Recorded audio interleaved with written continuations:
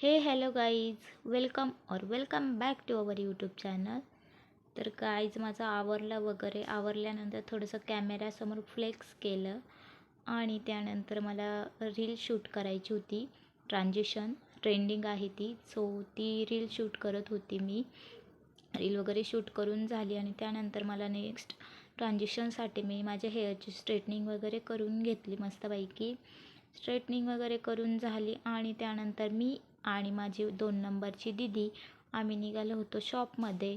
So बघू शकता किती जास्त ऊन होतं, तरी आम्ही गेलो आणि तिथे शॉपमध्ये आम्हाला दिसलं गुलाबजामुनचं पॅकेट. सो खूप खायची इच्छा झाली पण नाही खाल्लं आणि त्यानंतर आलो आम्ही घरी आल्यानंतर गाईज मला नेक्स्ट ट्रान्झिशन रील शूट करायची होती. त्यासाठी मी माझं आवरलं होतं, साडी वगैरे घालून रेडी झाली होती आणि इथे मी मस्कारा लावत होती. सो सर्व गर्ल्सला माहितीच असेल मस्कारा लावताना, म्हणजे ज्या प्रो असेल त्यांना नसेल होत प्रॉब्लेम, पण असं खाली वगैरे लागून जातं फेसला. त्यानंतर मस्कारा लावून झाला. बघू शकता गाईज मी कशी दिसत होती, मला कमेंटमध्ये नक्की सांगा. ओके.